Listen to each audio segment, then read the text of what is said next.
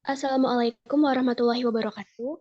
Pertama-tama, marilah kita panjatkan puji syukur atas rahmat Tuhan Yang Maha Esa, karenanya kita bisa menyelesaikan tugas makalah mata kuliah Pancasila, serta melaksanakan presentasi terkait makalah yang telah dibuat.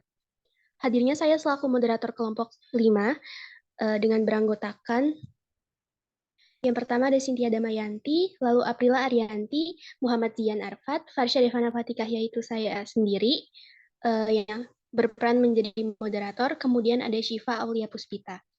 Kami akan melaksanakan presentasi mengenai IPTEK dan Pancasila dengan judul keterkaitan antara pengaruh kesadaran Gen Z akan perkembangan kesehatan mental di Indonesia dengan IPTEK dan Pancasila. Baik, untuk mengefisiensikan waktu, langsung saja saya mulai kepada pemateri. Untuk pemateri 1 dipersilahkan.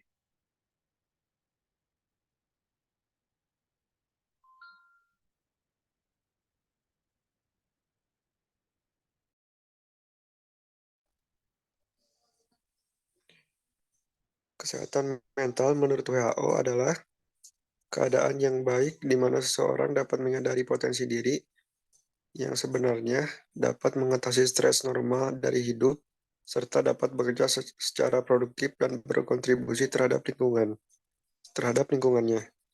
Di Indonesia, kasus bunuh diri hingga kasus yang berhubungan dengan kesehatan mental seperti depresi juga semakin meningkat.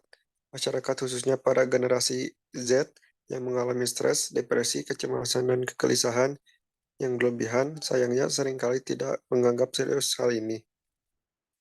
Perubahan sikap dan penanganan gangguan jiwa yang sangat signifikan dari sikap dan praktik animisme irasional dan tradisional menjadi rasional ilmiah terjadi pada masa perkembangan psikologi dan psikiatri abnormal di Amerika Serikat yaitu pada tahun 1783.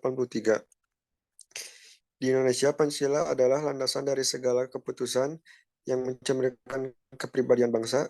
Bisa pula diartikan bahwa Pancasila merupakan ideologi negara Indonesia yang digunakan sebagai dasar pengaturan pemerintah negara.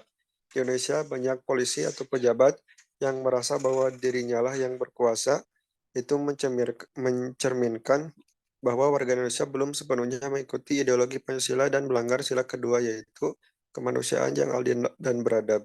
Yang berarti kita sebagai warga negara yang beradab harus sadar bahwa kita sebagai manusia harus bersikap empati atau simpati sesama manusia dan tidak merasa angkuh dan harus menyadari juga bahwa derajat manusia itu sama rata semua dari seorang presiden sampai rakyat biasa.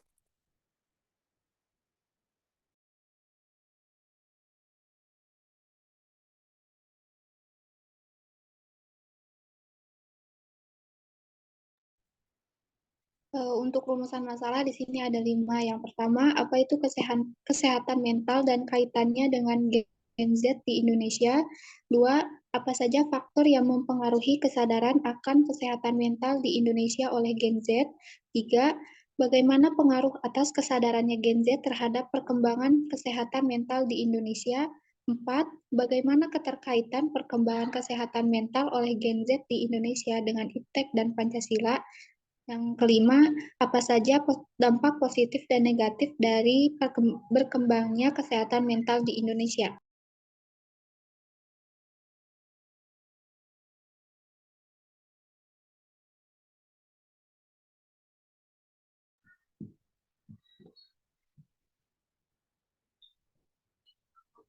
Menurut Undang-Undang Nomor 18 Tahun 2014 tentang Kesehatan Jiwa, kesehatan jiwa atau mental adalah kondisi ketika individu dapat berkembang secara fisik, mental, spiritual. Dalam kondisi ketika individu dapat berkembang secara fisik, mental, spiritual, dan sosial, sehingga menyadari kemampuan yang dimiliki untuk mengatasi tekanan, dapat bekerja secara produktif dan mampu memberikan kontribusi untuk komunitasnya. Nah, Gen Z itu kan adalah individu atau kelompok yang secara pertumbuhannya dekat dengan teknologi.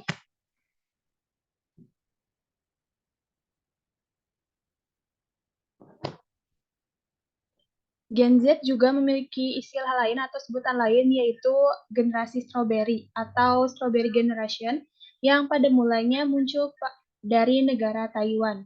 Istilah ini diberikan karena Gen Z itu penuh dengan gagasan kreatif tetapi mudah menyerah atau gampang sekali sakit hati. Menurut analisis yang dilakukan oleh Prof. Renaldi Kasali menjabarkan setidaknya ada 4 hal yang menyebabkan fenomena tersebut. Yang pertama yaitu self-diagnosa dini tanpa melibatkan pihak yang ahli.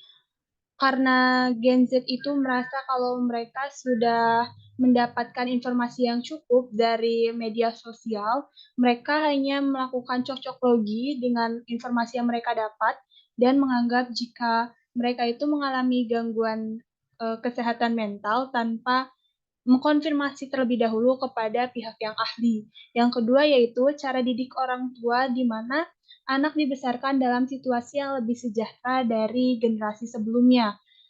Nah, pada keluarga yang sejahtera, orang tua mempunyai kecenderungan untuk memberikan apa saja yang diminta oleh anaknya dan tidak melakukan sistem penghukuman untuk anak yang melakukan pelanggaran. Sehingga anak memiliki tingkat kesejahteraan yang lebih tinggi dan merasa kalau dia itu aman dengan lingkungan keluarganya. Yang ketiga yaitu pemberian label melalui narasi orang tua. Jadi pemberian label ini tuh ada 2 jenis, pemberian label yang mengarah pada sisi negatif dan pemberian label yang mengarah pada sisi positif. Pemberian label yang mengarah pada sisi negatif itu contohnya jika seorang anak yang awalnya tidak merasa jika dia memiliki mood yang buruk, dengan orang tua yang selalu bilang jika dia adalah seseorang yang moodnya gampang berubah atau pada masa sekarang lebih dikenal dengan istilah moody, dia akan menjadi pribadi yang menganggap kalau dirinya itu moodian. Nah, kalau pada istilah yang baik, atau disebut juga unreal expectation, yaitu orang tua yang sering memberikan label yang mengarah pada hal baik, padahal itu adalah suatu hal yang bisa dikatakan tidak baik untuk mental si anak. Contohnya menyebut anaknya dengan sebutan princess, prince, atau anak yang paling hebat. Hingga pada saat anak mendapat situasi yang lebih sulit pada lingkungan di luar rumahnya, anak akan mudah kecewa. Dan yang keempat yaitu banyak generasi masa kini yang lebih mudah untuk lari dari kesulitan. Banyak kita dapati di sosial media seperti tweetan di Twitter, banyak sekali anak muda atau Gen Z yang mengeluh akan kehidupannya.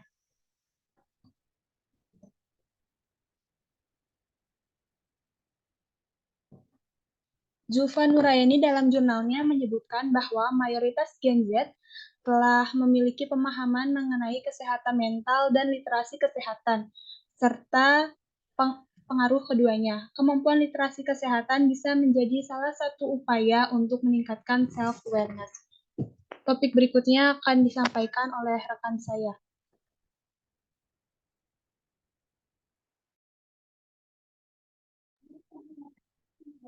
Media sosial dan internet telah menghubungkan Gen Z dengan cerita orang lain. Semua faktor tersebut ada pengaruh positifnya dan negatifnya. Pengaruh positifnya yaitu membuat Gen Z lebih mudah terbuka tentang masalah kesehatan mentalnya dibandingkan dengan generasi sebelumnya seperti milenial dan Gen X. Menormalkan percakapan tentang kesehatan mental berarti Gen Z memiliki kemampuan untuk mengatasi perjuangan mereka dan bergerak maju alih-alih terjebak, dan banyak dari mereka membuat pilihan itu. Rata-rata pengidap depresi yang didasari oleh tren ini merupakan remaja yang baru masuk ke fase peremajaan dan kurangnya edukasi dari pihak keluarga. Beberapa dari mereka dengan merasa bangga mengungkapkan bahwa mereka mengidap penyakit mental yang cukup serius tanpa adanya konsultasi dari ahlinya. Sehingga cukup banyak remaja yang melakukan self-diagnosis atas penyakit mental yang mereka miliki. Masalah kesehatan mental masyarakat Indonesia khususnya belum mendapat perhatian serius akhir-akhir ini. Krisis saat ini kurang berpikir untuk memperhatikan kesehatan mental. Tingkat pendidikan yang berbeda dan pengetahuan yang terbatas tentang perilaku manusia memperkuat kurangnya kepekaan masyarakat terhadap anggota yang harus menerima bantuan di bidang kesehatan mental. Faktor budaya juga seringkali menimbulkan perbedaan cara pandang terhadap orang dengan masalah kesehatan mental.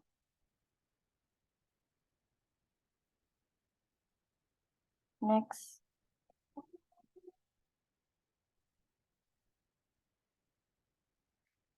Nah, yang selanjutnya ada faktor perkembangan isu.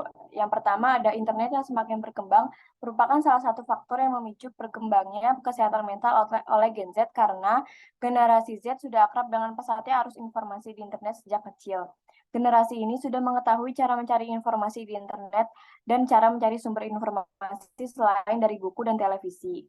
Yang kedua, stigma yang melekat pada layanan kesehatan mental yang juga berkurang, membuat Gen Z lebih cenderung mengenali masalah mereka sendiri dan mencari bantuan jika merasa memiliki masalah kesehatan mental. Yang ketiga, penggunaan media sosial seperti Instagram, TikTok, Twitter, dan lain-lain merupakan faktor penting yang membuat Gen Z sadar akan kesehatan mental. Selain itu, berkembangnya pembahasan kesehatan mental di media sosial juga dipandang sebagai alasan munculnya stigma yang menyadarkan masyarakat bahwa masalah kesehatan mental bukan lagi hal-hal yang tidak boleh dibicarakan. Materi selanjutnya akan disampaikan oleh teman saya.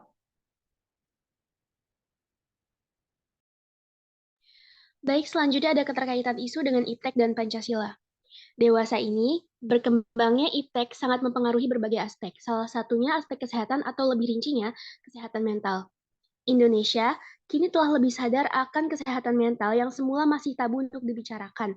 Namun, kini masyarakat Indonesia sudah lebih leluasa berbicara terkait kesehatan mental dan sadar akan sekitar. Tidak seperti dulu, ketika ada salah satu anggota keluarga yang mengidap penyakit mental, dari ringan hingga berat seperti depresi, bipolar, atau dissociative identity disorder, hingga skizofrenia, biasanya orang-orang pada generasi terdahulu akan menganggap pengidap penyakit mental tersebut gila atau terkena guna-guna. Sehingga alih-alih memeriksa gejala penyakit mental yang diidap oleh anggota keluarganya, mereka lebih memilih untuk mengundang dukun atau bahkan memasung anggota keluarga mereka. Nah, hal tersebut disebabkan karena belum berkembangnya iptek di Indonesia. Sementara sekarang ini karena iptek itu sudah berkembang, sudah banyak juga tenaga kerja kesehatan di bidang kesehatan mental seperti psikolog hingga psikiater. Hal itu menumbuhkan dampak positif yang begitu besar. Bahkan nilai-nilai kemanusiaan dalam Pancasila semakin terlaksana dalam kehidupan berbangsa dan bernegara Indonesia. Contoh pelaksanaan nilai kemanusiaan yang adil dan beradab sesuai dengan Pancasila berupa yang pertama, mengakui adanya harkat dan martabat manusia. Kemudian yang kedua, tidak berlaku semena-mena kepada sesama. Yang ketiga, menjunjung tinggi perilaku adil terhadap semua kelompok masyarakat. Namun, terdapat juga dampak berupa ketika berkembangnya kesehatan mental diiringi paham liberalisme yang menimbulkan dampak negatif bagi norma-norma yang terdapat pada Pancasila. Hal ini disebabkan oleh sikap yang terlalu liberalisme yang mempelajari kesehatan mental malah terlalu menjunjung tinggi hak manusia hingga mengesampingkan perintah Tuhan, membenarkan yang contohnya adalah LGBT. Nah, ini dampak negatif yang dia ini menyimpang dari norma ketuhanan yang Maha Esa pada Pancasila. Kemudian selanjutnya ada penanggulangan isu. Di penanggulangan isu ini terdapat, menurut Profesor Renaldi Kasali, ada solusi alternatif untuk isu yang dibahas. Itu berupa ada 4. Yang pertama, anak-anak muda perlu selalu memperbaharui literasinya. Di zaman informasi sangat cepat beredar saat ini, kita amat perlu memvalidasi kebenaran dari setiap informasi dengan berbagai cara. Misalnya membaca-baca buku yang sesuai. Kemudian yang kedua, hati-hati dalam melakukan self-diagnosis. Pada dasarnya, self-diagnosis itu kan tidak diperbolehkan. Namun, ada baiknya, kalaupun ingin mendiagnosis itu harus ada dari ahlinya. Sehingga tidak terjadi kesalahan diagnosis, dan malah membangga-banggakan jika terkena penyakit mental. Selanjutnya, keterlibatan peranan orang tua.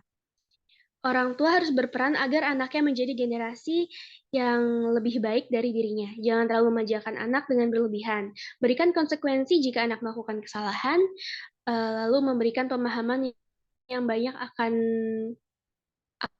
banyak hal kepada anak-anak, berdampingan dengan teori pengetahuan. Keberhasilan anak-anak ke depan bukan sekedar dari tahu, tapi generasi berikutnya perlu menjadi orang yang eksploratif. Kemudian selanjutnya ada keterlibatan peranan pendidik. Sebagai pendidik harus dapat mengembangkan situasi yang menyenangkan dalam pelajaran. Kemudian keberhasilan pada kehidupan tidak sekedar bisa dicapai di kelas. Mereka yang juara di kelas belum tentu akan menjadi juara dalam kehidupan. Baik sehubung materi yang disampaikan telah selesai, maka izinkan saya memberikan kesimpulan serta saran. Kesimpulan, berdasarkan dari seluruh pembahasan terkait isu yang diangkat, maka dapat disimpulkan bahwa berkembangnya kesehatan mental merupakan isu yang sangat penting untuk Gen Z di era digital, dengan perkembangan iptek yang sudah melesat jauh ini. Selain itu, kesehatan mental yang sudah tabu untuk dikaitkan dengan permasalahan sehari-hari memang salah satu dampak baik, namun bisa saja memiliki dampak yang buruk karena semakin banyak dibahas isu tersebut, semakin banyak informasi yang kebenarannya belum dapat dipastikan, hingga dapat memberi pengaruh buruk pada masyarakat. Bahkan bisa saja kesehatan mental yang diulas oleh influencer tertentu sudah terkena dampak paham liberalisme, sehingga kesehatan mental yang seharusnya menyembuhkan yang seharusnya menyembuhkan malah menyalahi budaya di Indonesia itu sendiri hingga mencoreng karakter bangsa Indonesia yang baik. Kemudian selanjutnya ada saran. Sesuai dengan isu yang ada baiknya para tenaga yang bekerja di bidang kesehatan lebih memantau dan lebih gencar mempromosikan mengenai isu kesehatan mental dan meminta masyarakat untuk tidak membiasakan self-diagnosis dan menghindari segala bentuk penyimpangan moral dan norma-norma Pancasila, serta memilah segala informasi mengenai kesehatan mental yang bertebaran di media sosial. Sekian presentasi dari kelompok kami ucapkan rasa syukur atas selesainya presentasi ini. Kurang lebihnya mohon dimaafkan dan terima kasih. Wassalamualaikum warahmatullahi wabarakatuh.